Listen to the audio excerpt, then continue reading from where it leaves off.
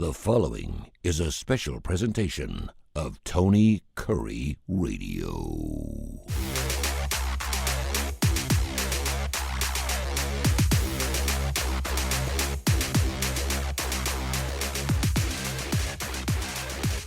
Welcome back to K4Wins, a sports equinox that did not disappoint, no doubt. Dodgers in 18, the Chiefs never left, folks. We've been talking about the Chiefs leave the window close. No.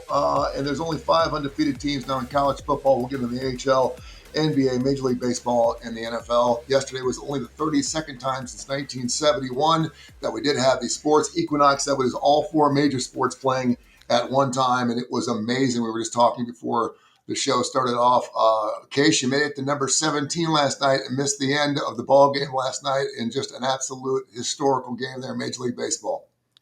Yeah, I mean, there's just so many sports going on right now. I feel like I've barely slept the previous nights, and I was like, okay, tonight's finally a night where I could get some sleep. And then, of course, the baseball game cut into it, and I was just so hooked. That was incredible. I can't remember being that into a non-Braves who I root for baseball game in years. And yeah, I kept giving them one more inning. I finally retired after the 17th. Maybe I was the good luck charm because the Dodgers get it done. But what just theater with, I think we were talking about Will Klein too, a guy who started the year at AAA with the Tacoma Rainiers, had like a 7 ERA, DFA'd by I think 3 teams this year, and then he comes in and throws 70 pitches and looks like hitting 99 over and over. It was and that's just one thing. I mean, there were so many incredible things about that game. It was fun to watch. And amazingly, guys, let me say this. If that game had not ended in the bottom of the 18th, the guy coming in for the Dodgers, because Klein was done after like 6 innings, Yamamoto, who pitched a complete game in game 2, was the pitcher in the bullpen. He had gone to the manager and said, I'm ready to go. I can pitch. You never see anything like that. So the starter and complete game winner of game 2 was going to pitch the 19th inning if it went to that. It's fantastic. I mean, I absolutely love it. And that just goes to show that, I mean, I know we got pitch counts, and I know we're talking about $300 million contracts. We need to protect the arms and stuff, but, less of these guys can go. I mean, when it comes down to it, you lose, you don't play into the game, right? So, I mean, get out there and get it done. And I just love the fact that Yamamoto was willing to do that and say, hey, listen, coach, put me in for a couple innings. There's only about 6 or 7 more pitches I got to throw it out there. While that was going on, we saw the Chiefs. There's over there. Hello. We haven't left. We've had a proposal. We have a quarterback who's getting a little older.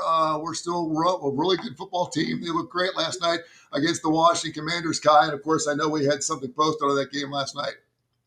Yeah, we did. Unfortunately, we also had KC -7 in the first half, just the way Washington's been sucking early in the games. And KC's jumping out on people, giving it up. Complete opposite last night. Kansas City played the second half the way they did in the first half. Of course, Mahomes with a couple of picks, one bouncy and all that. But it ended up working out. Had Kansas City -10 for the game. Had the Dodgers over their team total 4.5. They get there. Had the Dodgers and Toronto over 8 or 8.5, whichever one you got. We said we liked it up to 8.5. We got that, and we got over the team total for the Dodgers yesterday. So not a bad day. And how about, and I know we're talking about the Dodgers, but you have to talk about this. Shohei, 4 for 4, 2 doubles, 2 home runs, and then becomes the first player ever walked with the bases empty 9th inning or later. And then they do it 3 more freaking times, and then they pitch to him. I mean, come on. Kind of pitch to him. They pitched to him, and they threw 4 balls that a midget couldn't have hit. So, I mean, it's just ridiculous. And then he's going to come back and pitch tonight. Yeah, on base 9 times. They asked it through an interpreter, do you realize you have to pitch later today? And he says, yes. The interpreter said, the Japanese guy, yes, and I'm going to go try to get to sleep right away so I can be ready. Hey, in our useless Tony Kurre fact of the day, nobody in baseball wants to see Brad Paisley ever sing the national anthem again in the World Series. He has sung it now 3 times. 2 of the times were 18-inning games. Every time he is every time he's singing the national anthem, it's going extra innings. Every time. There you go.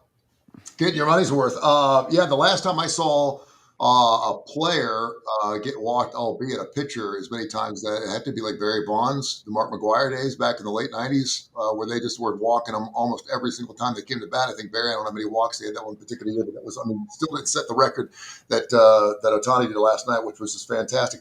And something that you and I talked about yesterday, Kip, there are some great job openings, man. LSU's open. Florida's open. Penn State's open. FSU will be open. We talked about some job training and, of course, some of the big buyouts, that being the word of the day today. Buyouts, a word you do not want to see in your organization. Brian Kelly finalizing a $54 million deal, but we will certainly have a different looking tectonic plate of college football when it comes to coaching in the SEC. Kirby Smart was asked about it yesterday. He said, hey, listen, it's the world we live in right now, man. This is just the way it is, and that's what the money's doing, right? Yep. Tell Tony, tell everybody that yesterday what we talked about. What is Kirby Smart's buyout if he committed some kind of terrible offense right now and they ran him off? What is his buyout right now? Kirby Smart right now has a $118 million buyout. Lincoln Riley is second with $90 million. Isn't it insane? Kalen DeBoer has a $70 million buyout. Sarkisian $64 million buyout. Cristobal 61 and Dabo a $60 million buyout. Unbelievable. Yeah, three of the After top. game one, Alabama fans were talking about that buyout. I know. Oh, yeah. Absolutely. Yep. After the first game, they were saying it doesn't matter how much it is, and hire another guy for 25 or 30 million that can actually win. So, what's 90 million? Who cares? It's crazy. It really is. I'll throw out another useless Tony Curry fact that I thought this amazing. There's only one school, an FBS school in college football, that has not gotten more than 350 offensive yards in a game this year. Do you know it is? Only one in FBS. Only one team has not done it. And they did it this past weekend. They only got 332 yards. They have yet to get there yet. I would have guessed UMass, but That'd be South Carolina. The South Carolina Gamecocks, yeah. and effed offensively wise, are the only team in college football With the who has not Heisman got- Trophy candidate, Lenora Sellers. How And about making the that? playoffs. Yep, and have not gotten. Yeah, they're not going to make the playoffs at 3-5, but they have not gotten to 350 yards yet.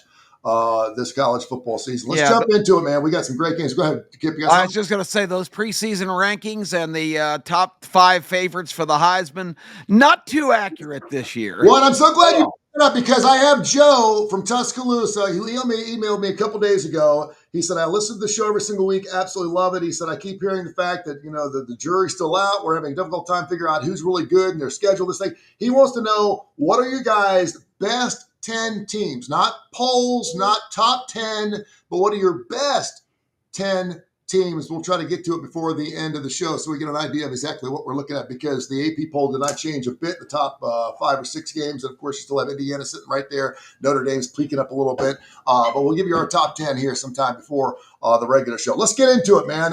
We always like to jump into the SEC. Alabama with the bye week this week. And, of course, we got the Auburn Tigers taking on Kentucky. I want to jump right into this Tennessee-Oklahoma game. A pair of 6-2 teams that are obviously still playing for their postseason lives. Tennessee only giving up a field goal in 56.5. You had actually the over in that particular ballgame this past weekend, and it flew over the total. But give me your thoughts here, Kai Gregory, on your Tennessee Volunteers giving up a field goal to Oklahoma. It should be a good game. Well, I'm glad to see that the SEC was watching this show last week when I harped and complained and moaned and whined about Tennessee not getting a night game and all of their road games being at night. And so finally they have a night game in Neyland. Looks like they're going to be wearing dark mode, go to all black. Kickoff temperature, 42 degrees. Oh, God. Right now in Knoxville. So finally, freaking football weather. Hopefully that'll make Mateer's thumb, mess up. He won't be able to grip the ball because if he does, Tennessee's defense is somewhere between pathetic and non-existent. And they can't tackle, they can't cover. Colton Hood is probably out for this game. So going to be the red shirt freshman's backup younger brother at one corner, and Josh Heupel's daughter's dog owner's cat sitter's big brother at the other corner. And I don't know that it matters. Arian Carter's supposed to be back, but I would take the over and roll in that game, because I don't think Tennessee's defense can stop anybody. They couldn't stop the 4 of us, and Tennessee will score at home. It's sitting on. You said 56 and a hook? 56 right? and a hook, yeah. Yeah, I would already jump on that. If I had not jumped on it, like I have like 12 other games, I would jump on that in a heartbeat. Well, Yeah, I yeah. will say I think Kai's right because we still have Case on our team, and I can tell you Case was only called on all of his football career like 3 tight end reversals, and he took all 3 of them to the house. So we still have that going for us. They probably wouldn't be expecting that call. Well, and you've got Tennessee's quarterback who leads the SEC in every category except for touchdowns to interceptions. I mean, I was looking at the things and seeing how Pavia and Chandless and they're kicked off these big Heisman Trophy candidacies for them, and I'm like, why in the hell is Diego Pavia even mentioned for the Heisman Trophy when in his SEC games he's thrown 4 interceptions and 4 picks? Yep. Aguilar, who, and don't get me wrong, I do not think Joey Aguilar should be in the Heisman Trophy race. But when you look at the stats, I mean, his Pavier's last 2 games combined, his stats are less than Aguilar's Saturday. It's like, what the hell? Now, I do think Ty Simpson is the best quarterback in the SEC stat-wise. The gauntlet they've run, and he's thrown 20 passes and 1 interception, I think that should speak for itself. One of the reasons why they're in my top 10, Tony, whether they've played anybody or it's proven or whatever not. Yeah, I think so. But well, you understand why Poppy is in there too. I mean, you have to have a race, right? I mean, in order to have a race, you have to have more than one person run the race, right? You have to have 3 or 4 guys. So he may not win it.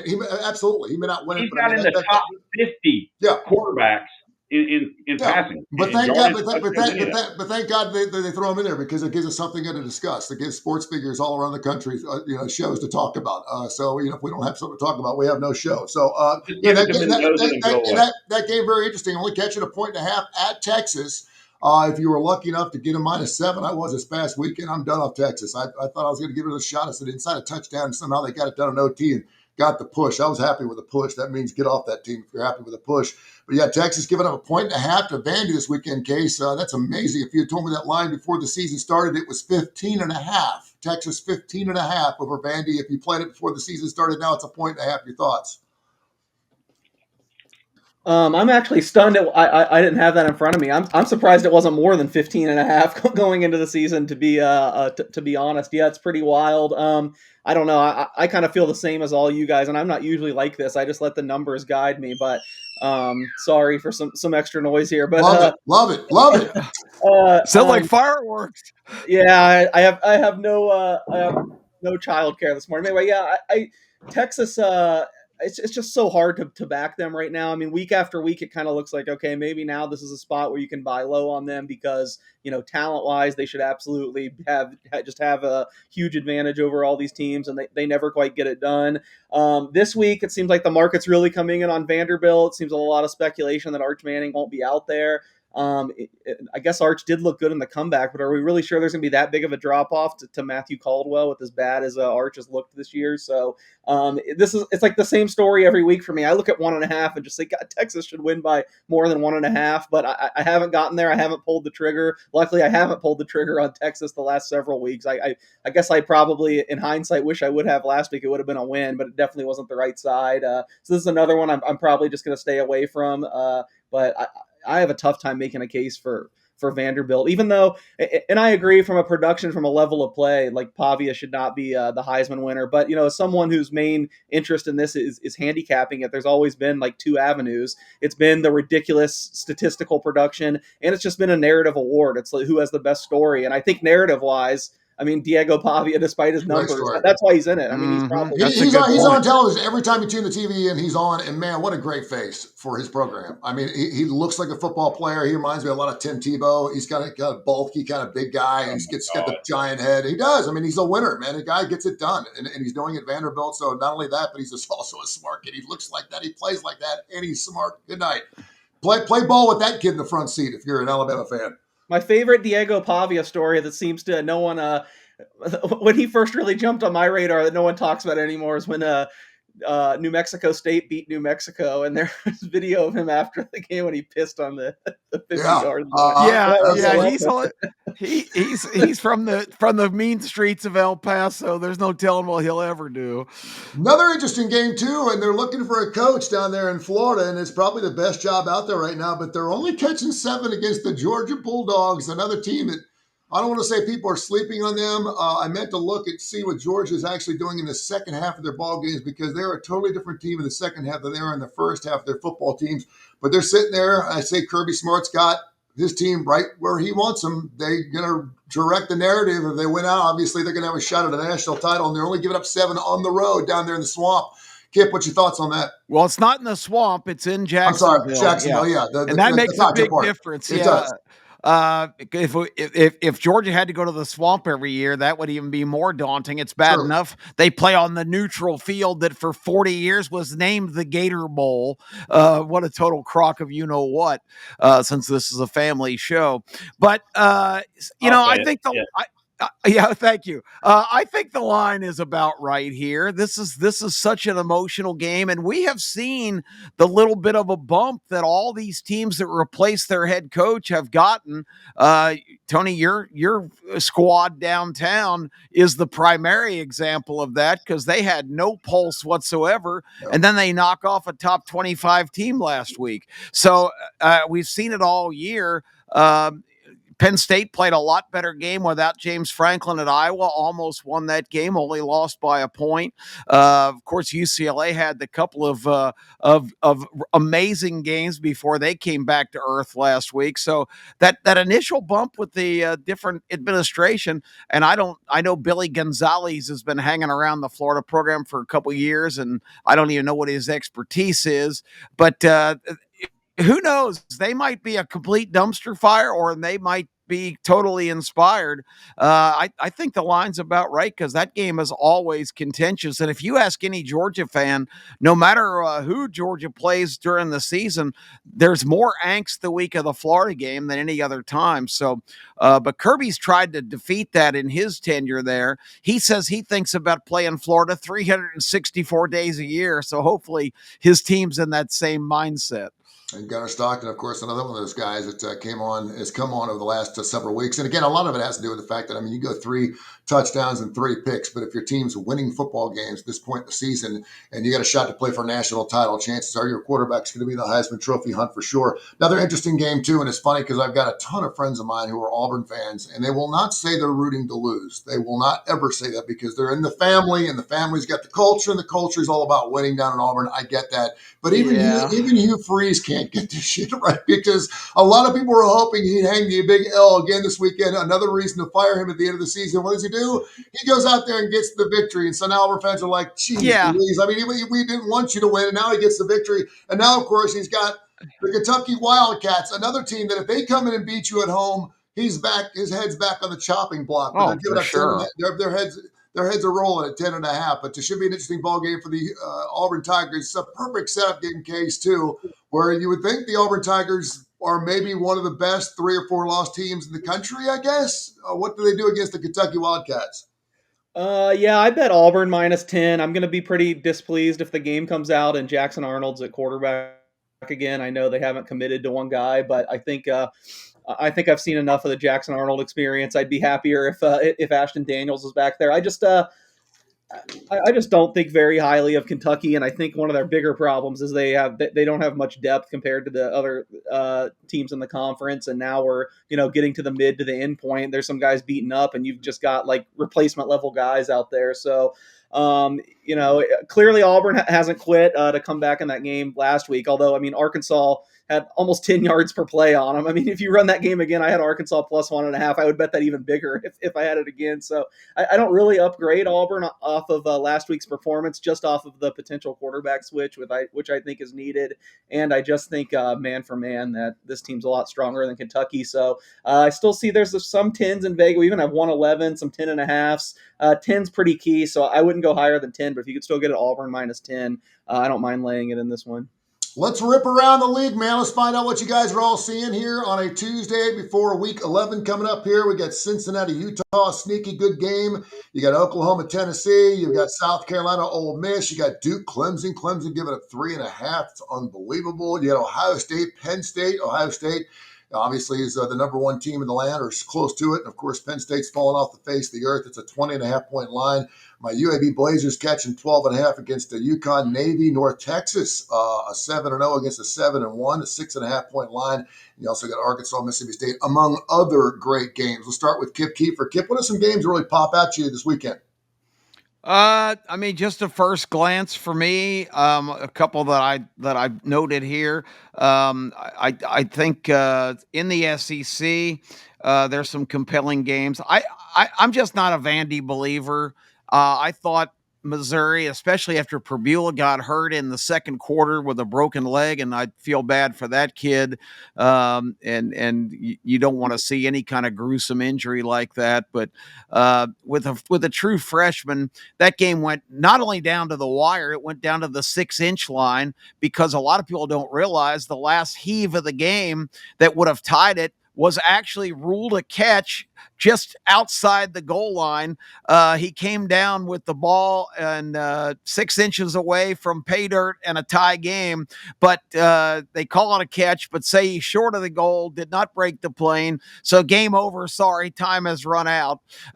Vanderbilt gets a complete a pardon from the governor and wins that game against Missouri, whose game, but I don't think Missouri's abundantly talented.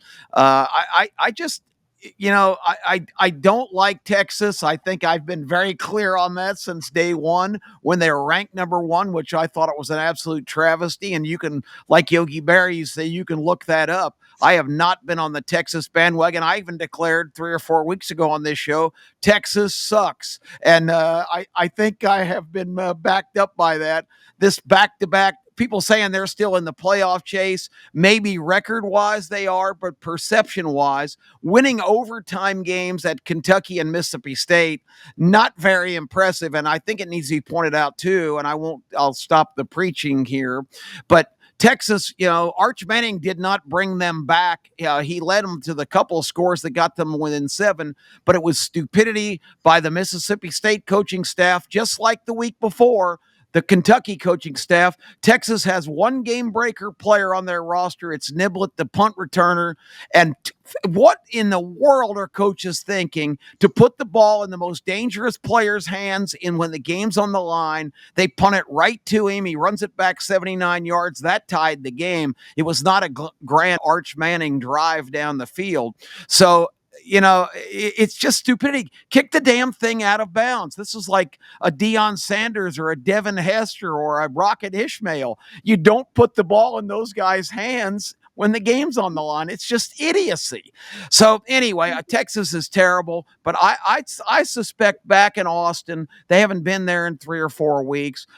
I think the Vanderbilt myth being in the top 10, I think Texas will summon up enough of their blue blood talent to find a way to win this game. I don't see Vanderbilt coming out of Austin with a win. It just doesn't make sense. A couple weeks ago, I held my nose and picked Texas over Oklahoma, who I suspected was overrated and overregarded, and they bona fide that, certified that, I should say, with their inability to score against the Ole Miss defense that Georgia shredded the week before. So that game kind of sticks out at me. I think Texas will find a way to win because I just don't think Vanderbilt's legitimate. I'm kind of intrigued by another game. Miami goes to SMU. SMU pounds Clemson 2 weeks ago and then inexplicably loses to Wake Forest. But Miami is a little sketchy right now. The Stanford game was a little bit of an issue. It was never in doubt. Stanford is absolutely god-awful. Too bad Florida State. But on the other hand, Miami going in there as a 12.5-point favorite. I think SMU's still a decent team. They were a playoff team last year. They didn't deserve to be, but they were. I kind of like them at home to keep that game close. I also talked about Stanford being so bad. I think Pittsburgh quietly is a force. I think this is a team that scores a ton of points. I see them going out there and just beating Stanford up and down and upside down. I like Kai's team, Tennessee against Oklahoma. I think they're pretty much done. The myth, and again, you guys hear me rail all the time, and today I've decided I'm not going to rail, but Oklahoma, the number one ranked defense in the country. Well, that myth was destroyed last week because they had no answer for Ole Miss's offense either. I just don't think they're a very good team right now. And I think Tennessee is sneaky good in terms of the overall discussion about who the better teams are. Their losses to Alabama and Georgia, if they had a field goal kicker who can make a 42-yarder, they beat Georgia. And against Alabama, if they don't throw a pick at the goal line, 99-yard return in the last play of the first half, if they go in and score, make that 16-14, I think that game goes to the wire. And I think Tennessee would have had a really good chance to win that game. So I think the Volunteers are a lot better than people think. And that's pretty much my list of the games that got my attention this week. But should be interesting. And I'm looking forward to us discussing our top teams because I imagine there'll be some differences there. Yeah, there certainly will be. And you mentioned when you say Texas sucks, I'm not going to go as far as in Texas sucks. And They pretty much suck. Well, they've lost 2 games, one to Ohio State and one to Florida. And Yeah. They did be go. Just hold on, you can pick them in your top 10 if you want. Okay, or not. I'm not going to They've only lost 2 games on the season, and there's the 2 decent teams, and of course Florida being one, Ohio State's the number 1 team in the land. That's the other. They lost by 9 or 7 points. So listen, I'm not going to say they're a juggernaut. I'm not going to say they're going to win a national title. They're getting it done, and Steve Sarkisian's got time to figure it out and make it happen. But again, I look at that line and I keep listen. My dumb ass took them this past week, and I got by the hair of my chin got the push. I just cannot believe that this team. All they have to do is win the football game and get the win against Vanderbilt this weekend, and it's just egging me on to take them again. And I've taken them 3 weeks in a row, so they are 2-6 against the spread. So certainly not my pick is for sure. Kai, what's some teams that jumped out to you this particular weekend? We've gone through both of them, but any other games that really are kind of tweaking your brain a little bit when it comes to wow, this looks like there's some good value here. Yeah, before I get to Saturday, I got to say, I mean, there's some good games during the week. If you like to gamble, there's some great games. Yeah. This UTEP-Kennesaw State game, I know it's a 10-point line tonight, but I really like that game. Some of the things that have gone on. James Madison tonight against Texas State. James Madison has just been scoring points here lately. Their defense is a lot better. I mean, you've got a Friday night lineup, Halloween night, a pretty good lineup with Memphis at Rice, North Carolina, and Syracuse, Sam Houston, and La Tech. But good Lord, the 11 o'clock slate Saturday in college football: Duke, Clemson, Penn State, Iowa, Army, Air Force, Vandy, Texas, Rutgers, Illinois, Central Florida, Baylor, Miami, SMU, West Virginia, Houston, UAB, UConn. I mean, North Texas and Navy. That 11 o'clock slate is just gigantic and huge. I don't have enough TVs in my house to watch all the games that I want to watch at that day. No matter how many TVs you have, I mean, it's going to be. It's finally, to me, and Kip's talked about it a lot. To me, finally, we've got a lot of games we can watch at 11, and then at 2:30, and the 3:15, and the 6, and the 6:45, and finally we have something where actually we have at least 1, if not 2 or 3 games during each time slot that you want to watch and have to watch. Mm-hmm. Yep. Yeah, I mean, 11 o'clock games, always Big Ten sucker games, 13-6 every single day every week. And this week we have some great games at 11 o'clock. Case, what are some games that have popped off? I know you like to get on some games really, really early. What was the first game you bet on this week?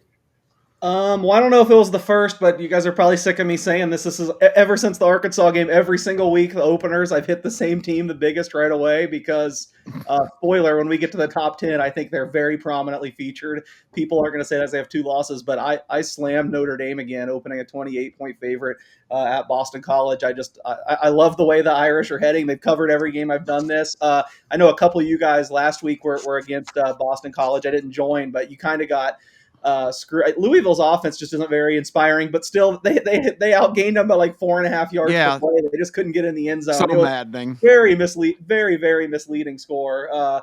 BC is still in complete free fall, and I think style points matter to Notre Dame right now. They know there's going to be an argument to get into the playoff depending on how things work out. I just think that they're crushing everyone. So once again, it was in the first handful. I don't know if it was the very first, but I laid 28 with Notre Dame. I still think it's around there. It's probably safe to bet to 30, in my opinion. Another one, I guess, related, because one of the teams I did that with was when USC visited them, and USC did give them a scare, actually. I think USC might have covered the close. I think it might have closed like 12. They only lost by 10. This is why I talk so important about getting the best lines. I think I laid like 8.5 with Notre Dame, and they covered that, but not the 12. it's I mean, it makes me feel sophomoric. I think I wrote in my column, it's like the stupidest analysis, but USC has just not been the same team on the road 3 years straight. They've been way more. Their splits are just insane between how good they are at home or on the road. So I was pretty surprised that they opened a full touchdown underdog to Nebraska, who's been a big letdown, but USC's defense has struggled. I think Nebraska will be able to score on them. I mean, to not even to just be able to hang with them. I liked in one of the other bigger games. I liked taking the 7 at home with the Cornhuskers. There you go. All right, well, let's get into it. We're halfway through the show, and of course, we got some NBA to get into, and obviously, we're going to really hit the college football the hardest every single week because everything else is so topical. We are on Tuesdays and Fridays at 10 o'clock. We can be games. Like Kai said, there's games every single day of the week, so we're going to jump on those. And if you want to know what those games are, you want to play a game on a Wednesday night, go to K4Wins.com. K4Wins.com. We give you updates, despite the fact we're not doing an actual live show. You can check our shows out on Tony Curry Radio. They're live on every single show on YouTube, so you can check our shows out live, get your plays where you're going, and of course, go back to wherever you find your favorite podcast. We're a major industry owner on all those things. We're on Audacity, we're on everything, so check that out. You can get after it. In no order. You can do an order if you want. I don't really care. But, Case, I want you to give me your top 10 college football teams right now. Not in a poll, not rankings. But if you had to take your top 10 teams right now, regardless of record, and you wanted to have a 10-team playoff, what are your top 10 teams? Well, I'm glad you gave that preambles. It baffles my mind that people still can never understand this, but it's a completely different exercise if you're looking at this the way I'm looking at it. Like I want it predictively. I want going forward who's going to be favored over who on a neutral field. My poll would be totally different if I was an AP voter. You have to, see to what happened on the field. So my top 10 would not be the same. But I'm looking at it more from an analytical standpoint, more from like I said, what would happen right now and what the betting market would think. And I kind of teased it earlier. I know people aren't going to like this, but there's literally one team in the country right now that would open a favorite on a neutral field over Notre Dame. You can say what you want. You can be mad at me. That's just the facts. And that's how I have it too. So I have Ohio State number one. Oh. I just think in terms of pure team strength, there's no one else I would favor over Notre Dame right now with the direction they're headed. So I would have Ohio State, Notre Dame, Indiana. Then I think the 3 SEC teams are the next bunch. You could make an argument either way, honestly. I would probably go Texas A&M, then Georgia, who I think really underlying number-wise outplayed Alabama in that game. Again, not based on results. I would have Alabama higher than Georgia if I was voting in the poll. But just pure, if Georgia and Alabama played on a neutral field tomorrow, who would I pick to win? I would pick Georgia slightly. So I'd have Ohio State, Notre Dame. I'm doing this off the top of my head, so if I forget someone and it's glaring, you can yell at me. But Ohio State, Notre Dame, Indiana, Texas A&M, Georgia, Alabama. I feel like those 6 have to be in your top 10. Betting market-wise, numbers-wise, they're so far they've kind of created a little bit of separation. I shouldn't say so far because it's still a pretty crazy college football year, but I think those 6, then we can start making arguments.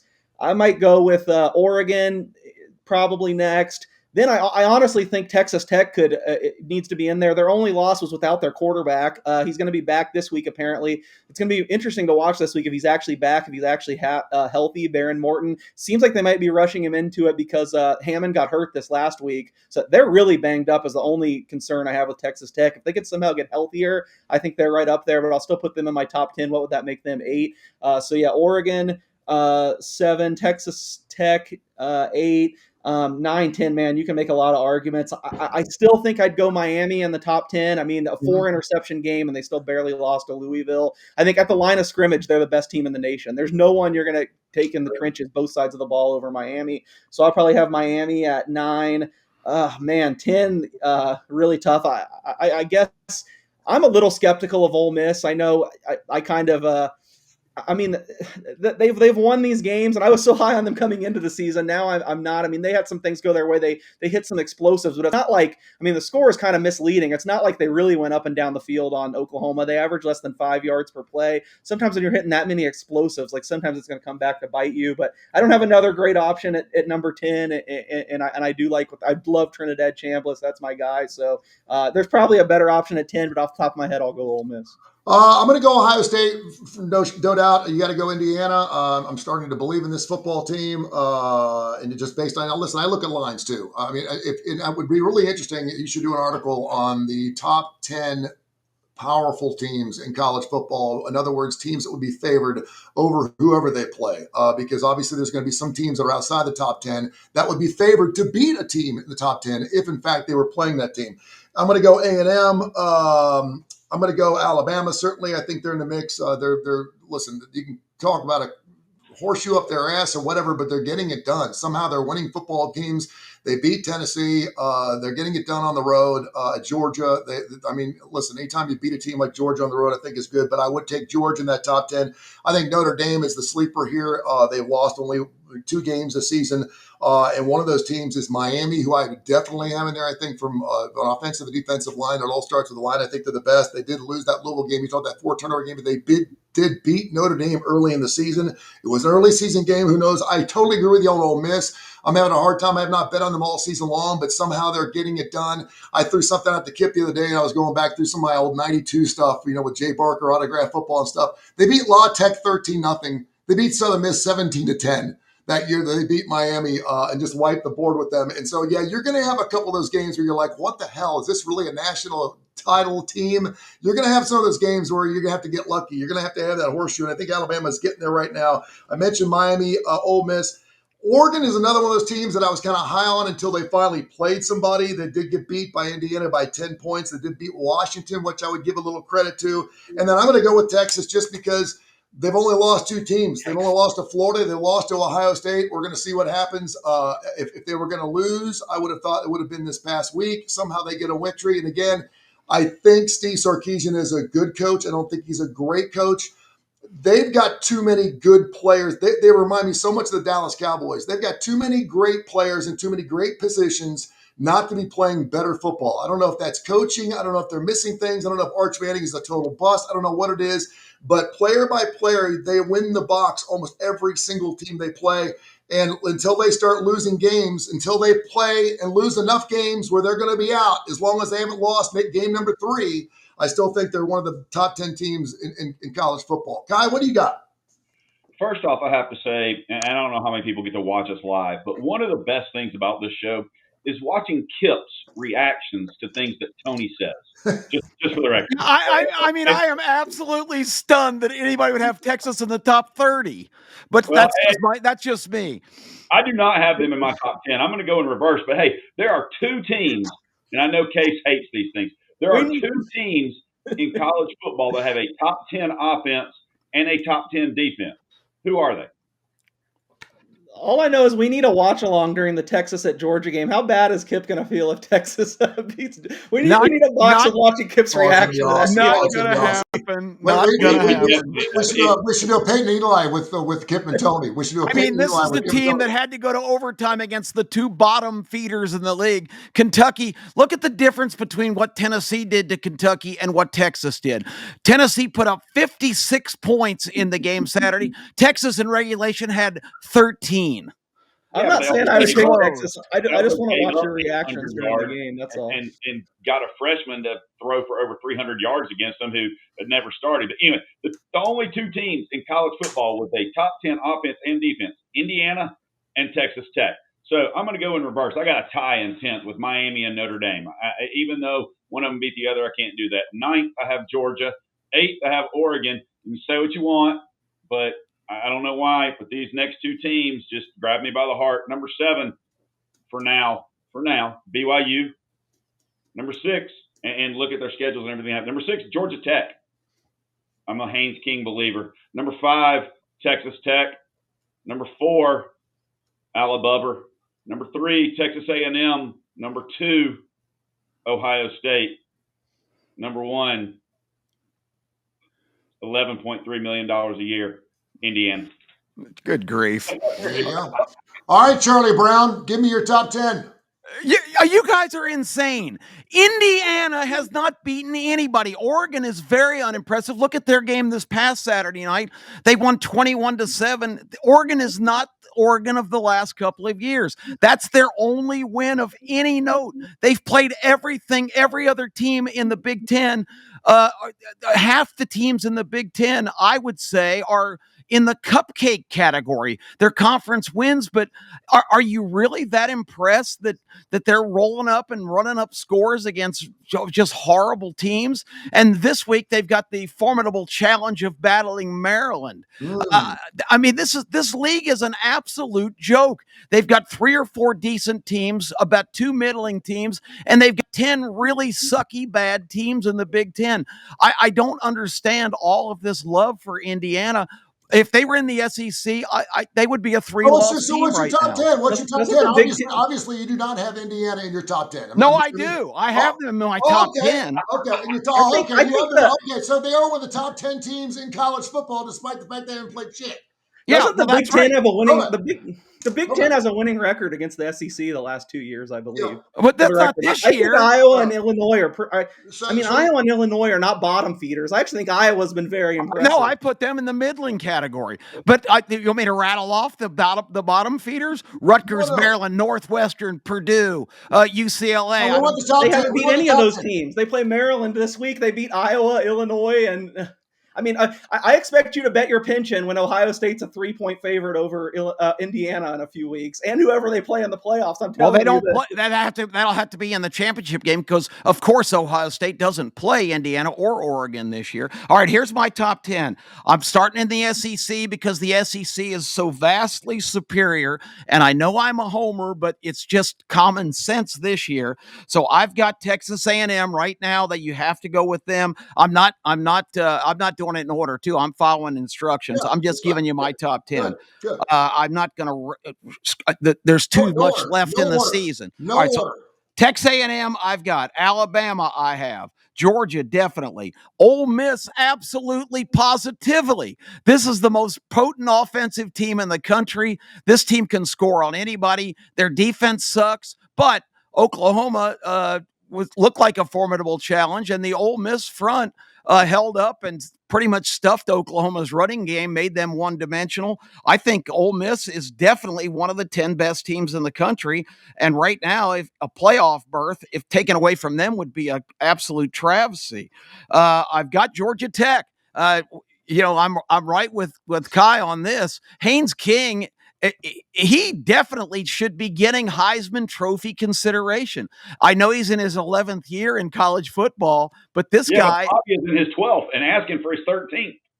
wow. How can we yell about Indiana's schedule and praise Georgia Tech? I mean, Georgia Tech's schedule's 10 times worse than Indiana's. Yeah, I agree. Well, I'm going to get to Indiana. I've got them in my top 10. That was the exercise here. Who would I put in my top 10? So I've got Georgia Tech. I've got Miami still in there. I've got Notre Dame because Notre Dame has been, like Case says, steamrolling everybody. That nobody started with a tougher 2 games, which I predicted they would lose both those games at Miami and Texas Tech. You do have Miami in real quick? Yes, I have Miami in.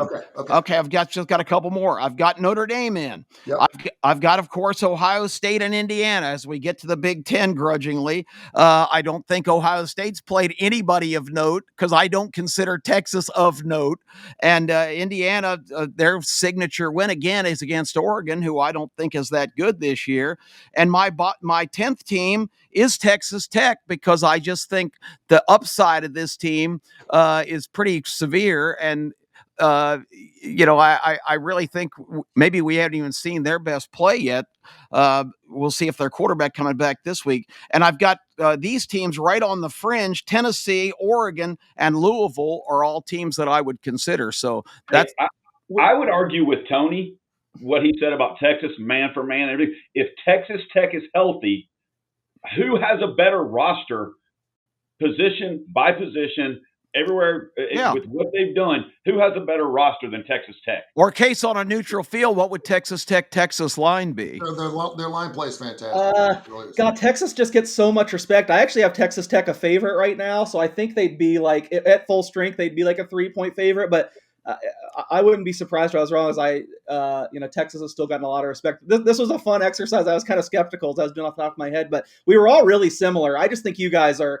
If we're doing predictive, the actual best teams, and I love Haynes King too, but it's insane to have Georgia Tech. I mean, Georgia Tech, Oregon, who you guys, I think, don't have in. Oregon would be a 14-point favorite over Georgia Tech, honestly. Well, this is my top 10. You can say that's ridiculous, right, but I know, but that's my top 10 right now. And okay, will I got you. change next week. Absolutely. But But I right think now, I'm doing it like an AP voter. yeah, I don't remember Tony's, to be honest, but because he was first. But I think me, Kai, and Kip had 9 of the 10 same teams. Yeah, I, So don't- we were pretty similar, honestly. None of us had Texas and him. I had Ohio State, Indiana, A&M, Georgia, Alabama, Notre Dame, Miami, Ole Miss, Oregon, and Texas. Yeah, And, So you got at least 8, yeah. yeah, we're all about the same. So and I'm really, the only one that had really, BYU. He's the only one that had Texas. it gets down to listen when you get down to 8, 9, and 10. And again, that's what I wanted to do. I wanted just 10 teams. I didn't want it in any particular order. When you get down to 10 teams, then you're starting to muddle with the Georgia Techs and the Haynes Kings and the BYU's who are still undefeated. And you can even throw a Navy in there. Memphis until a couple of weeks ago. Certainly South Florida's had a really tough schedule. I'm not saying they're one of the top 10 teams, but you look at their schedule, South Florida could play with anybody. For me, I mean, I'm not saying they're going to beat Ohio State, but if they're playing someone in the SEC, I think it's probably a 7-point ball game. So are they one of the top 10 teams? Maybe. And then, but the only reason, and listen, this has bit me in my betting ass over and over and over and over again, and I just can't seem to learn. But I look at a team like Texas, and I buy in early in the season. I see a number one team, and I'm thinking, when is that? I've seen the switch thrown too many times in college and professional football. I'm like, when the hell is a switch going to be thrown? And they haven't found the switch yet. They're still in the dark. They're still bumping their head. I cannot believe with a coaching staff like Steve Sarkisian and that crew who had a preseason Heisman Trophy guy. Yes, I know he's only got the name. He's all he's got is Manning. But I can't believe even his lineage, even his loins. I can't believe his nutsack isn't enough to get him to play better football just because he's got the name Peyton Manning or Manning behind. I cannot believe he can't throw the football even. That being said, I do think they're getting better and better incrementally every single week. And I wouldn't want to play. I don't know anyone who wants to play Texas. I don't. You ask anybody, do you want to play Texas? They'll go, oh, hell no. I don't want to play Texas because they know that is a bomb ready to go off. That's all I'm saying. Yeah. So I'd have to put them in top 10.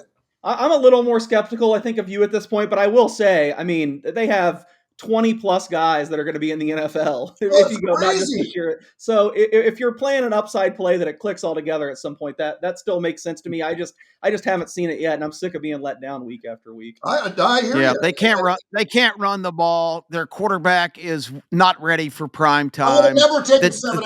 I had to buy the half. There was no way I was going to take over 7 against Kentucky. And quite frankly, the myth that Texas has a great defense completely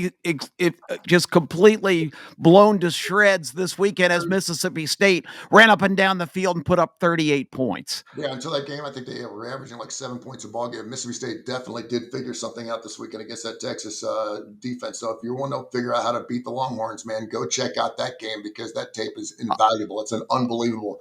Go ahead. I stand by my earlier declaration. Texas sucks. We got you written down. Let's see if the voters feel the same way. We'll see what happens about 4 or 5 weeks when the CPA pool comes out or the CFP comes out, and we'll see what happens. And again, I'm not going to go as far as saying. And I picked them to win this week. I want that noted. I picked them to beat Vanderbilt this week. I don't think they win at Georgia, and I don't think they beat A&M. Yeah, that's kind of like saying Christy Brinkley sucks. You know what I mean? Like she's not where she used to be. Why is on what planet is Texas? She has been. We've been betting on her for a long period of time. She's still smoking hot for her age. She's still unbelievably beautiful. But you're sitting there saying that Christy Brinkley sucks. I'm not ever going to say Texas sucks. But you're talking about the brand Texas, Tony. You haven't watched the games apparently because the Texas team that's been on the field is terrible. I mean, they're not good. I appreciate the passion. I have one question. I'm just curious. What would you make the line right now? Texas at Georgia in 2 weeks or whenever it is. Texas at Georgia. Kip's line. Texas at Georgia. Oh yeah, Texas at Georgia. What's the line going to be? Right as it stands today, if that game was this Saturday, I'd make Georgia an 8-point favorite. I'd be 7.5. So we're actually in the same range, despite me being more forgivable of Texas. We're almost the exact same. Yeah, I think they'd be 7.5. Somewhere between. It's still an SEC game, so you're not going to hear me get nuts on that. But because the SEC lines head to head are more like NFL games, you don't usually. That's why I stand by my declaration earlier in the year too. When you get a home dog that's double digits, you play them in this league. South Carolina this week, another example of that. that. All right, we got a dozen minutes here. I'm going to let you guys kind of take this where you want to go. We can talk some NFL. We can wait till later this week and do that because obviously we still got 6 days out. We have the Thursday night game coming up. Major League Baseball, we had the 18-inning jabber last night. The Dodgers up 2-1 right now in that series. And, of course, we're only going to go on Friday. We're working on getting a third show, by the way, on Coastal Sports Network. When that happens, you can even see us even more. And Angel will make that happen for us. We have NHL. I know how much we love the NHL, but do the people really want to talk about it? Of course, we got the NBA. It's going to be a very, very long season. Anywhere anyone wants to go, anything else jumping out at you guys, and I'll let you take it where you want to go. We gotta get ready for next week. Everybody needs to think about it. Also, I mean, you got college basketball starting. We had some good Yes. games Yes. this week. Tennessee and Duke the other night. Tennessee completely revamped team from the past. Duke looked okay, but not incredible. But I cannot wait for especially Thanksgiving, and I'm a huge fan of the holiday tournaments that they have that a lot of these Me coaches too. are for some reason You getting go, away baby. from, which I totally disagree with. I love the fact that these guys playing huge games in November. Yep. I think that's what they should do. Case, what's the schedule in Vegas this year? I'm sure that tournament's going to be loaded. Yeah, they have that new players era tournament, whatever now, where I don't the winner gets a few $1 million in NIL money. Yeah, it should be fun.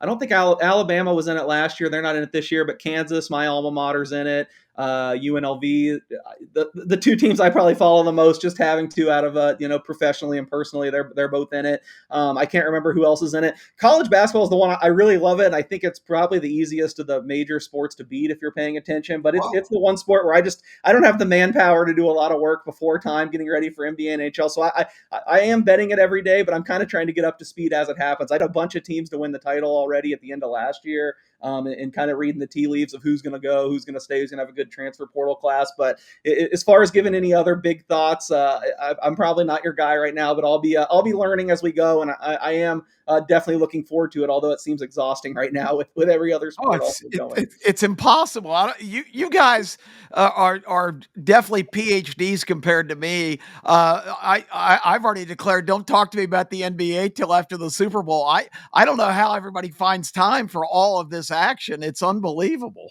I will say this, and I asked Case before the season started going into the college and professional football season. I asked him for all of his futures on his over/under on wins during the regular season, and I tried to play as many as I possibly could. If I put $200 or $300 on each play, I probably would have had about $7 or $8 grand out. So I couldn't do that. So I picked some of his best plays, and I've always been a believer in you, Case. I mean, you're out there working with the Las Vegas Sun. You're right there at 0.0. I mean, you feel it.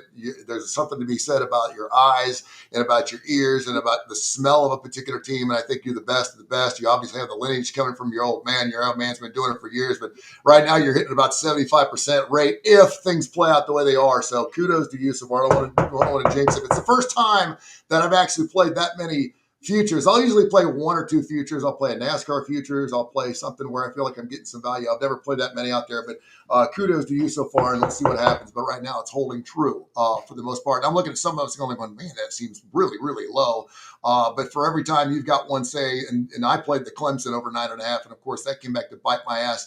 I actually like the fact that I lost that in week 4. I don't have to worry about it now. My Cincinnati Reds future bet was something I was biting my fingernails on because, it's that game where you have it circled pretty much the entire season. And then at the end, it comes back to bite you in the ass. And those are the worst kind of losses. And the Reds almost did it to me, but thank goodness it came through. So what else kind of stuff, you guys? I totally agree with you, Kai, man. College hoops is by the far, and by the way, for the NCAA, that is where they make their money, man. That is the money maker for the NCAA. It makes 3 times what college football and the CFP makes, just because of the brackets and everything else. So there's a lot to be said about what happens in college basketball. And I'm, as a UAB fan, they've got 12 guys. 12 new guys. I went and saw them play Vanderbilt the other night, and yeah, they lost by a dozen. It was an exhibition game. If Andy Kennedy, talk about extensions, can win 20 games with this team, he deserves to have a career contract with the UAB Blazers. They should keep him as long as they possibly want. Anything else you guys poking out to? Anything else that you want to get into? And of course, we'll get back in the National Football League. A lot of interesting games. I did want to mention, we didn't talk about it. Kansas City Chefs haven't gone anywhere. I know they're I think this year they think they're 6-4 against the spread. Last year they were 8-11 against the spread. You're not going to make a lot of money betting on the Kansas City Chiefs. It always comes out to about 50-50, maybe 40-60, but they still are a very formidable, good team. They got great coaching from top to bottom. They still have Patrick Mahomes. They still have Kelsey. They look fantastic last night. If you were thinking to yourself, I know Washington's banged up, but they had Samuel come back. They had a couple of great players. Their wide receivers came back last night and absolutely shut their ass down last night, giving up 7 points. I thought that was really impressive. Any thoughts? Yeah, I mean, I kept saying I needed to see it more from the Chiefs, see it more, and then at least in the second half, once they got rolling last night, it looked it looked pretty Wow. good. So definitely feel like you have to be a believer now. Really interesting game this week at Buffalo. Of course, I say I'm a believer in Kansas City now, and I've already bet Buffalo +2. I just think that's about a pick 'em. I think that's going to be a great game, and it's not going to change the way I feel about either team. I will say the Chiefs all of a sudden are a lot healthier than the Bills. The Bills still have some defensive guys banged up. I know Matt Milano, who they're on off. When Milano's not playing, their defense has been pretty pedestrian, and they've been good when he's been out there. He didn't play last week, so huge NFL game. I believe it's Sunday Night Football. The Chiefs are always on. Maybe it's not. It might just be an afternoon game actually. But yeah, that should be a fun one to watch. I'm glad for the positive report on my win totals. I was kind of worried. I hear some people say they like to bet win totals because they like to be on the edge of their seat and monitoring every game with how they are. I actually have to kind of go the complete opposite. I just feel like it clouds me too much on a week-to-week basis. So I kind of place them and for not totally, but for a large part, forget about them and kind of check in the last. Listen. That's why I don't play the stocks. If I play the stocks, Yeah. I'd be in the paper every single day, and I have to go. And so I promised myself to wait till week 9 before I'd even look to see where I was at. And for the most part, there's a couple like Clemson is a total loss. Alabama still has a shot at 9.5, but there's a lot of games. There's a lot of them that it'll play out by the end of the season. And I went team by team and looked at what they had left, and most of us have about 4 games left. So I think you're spot on. Yeah, and I did peak this week actually at a few. I thought I was having a bad win total year, to be honest, and maybe I still am. We'll see. I think the SEC I'm doing pretty poorly actually. So that's maybe we talk so much about the SEC that I was worried about that. But then I looked at some other conferences and I'm like, man, I'm in great shape here. So we'll see how it plays out. And maybe the SEC I'll get lucky some. I think one of my biggest bets was Missouri under 7.5, which should have been a sure loser. But who do they have for quarterback now? People forget like Sam Horn was the starter in week 1. He got an absolutely gruesome injury. All the reports were that he outplayed Prabula in training camp. Now Prabula's hurt. I mean, I don't know who they have left. What I know, Zollers is the kid's name. He's a true freshman. So I don't know what they're going to do now. Bad timing for Drinkwitz because I know you guys don't necessarily believe in him, but he's definitely on the list for all these jobs. And I think he's going to get one of them. I think he's going to get one of the major jobs. So we'll see what happens. I mean, if they get crushed all these games, it's got to hurt his candidacy a little bit. Let me ask you guys real quick. And we talked about Florida's open, LSU's open, Penn State's open, Florida State will be open. Lane Kiffin's name is coming up, obviously, for everything. He was on the Levitard show yesterday as well as McAfee and said, listen, it's not about the money. It is about the money. He said, Jimmy Sexton says, it is about the money. Shut up, Lane. Let me do my job. You do your job. Yeah. Lane says he'll go whatever. He has been at Ole Miss for 6 seasons. It would surprise the hell out of me because there's too many big jobs open for him right now. Where do you think Lane Kiffin goes? Is it Florida? Is that it? I mean, if they don't screw this up, is he going to be the Florida coach next year?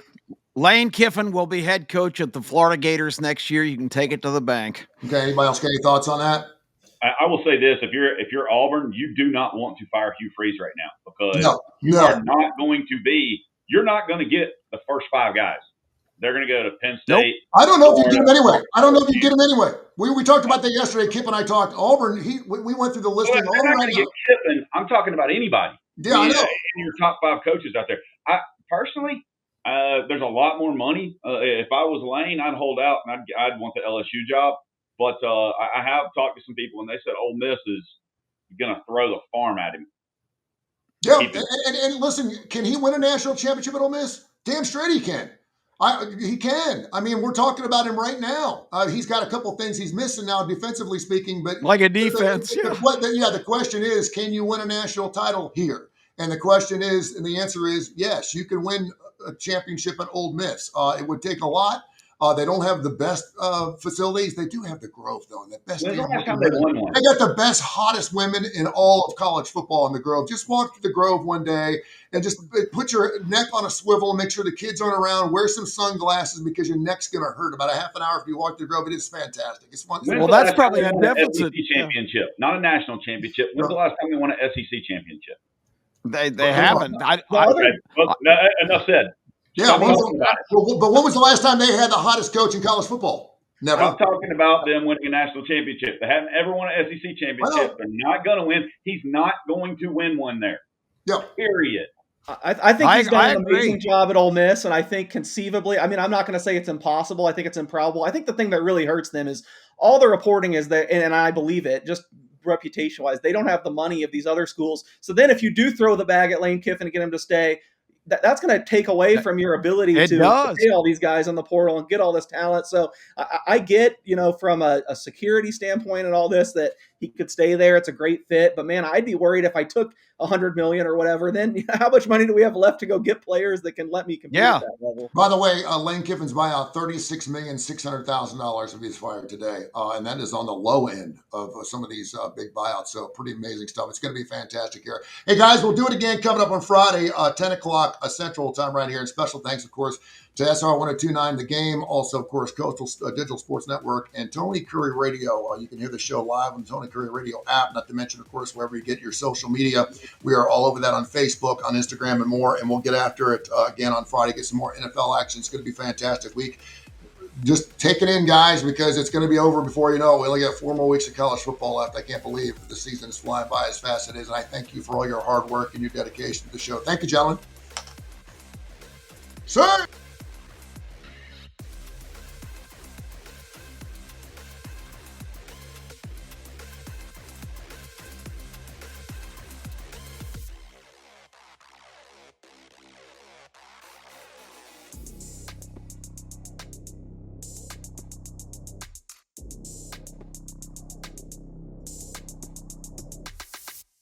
This has been a special presentation of Tony Kurre Radio.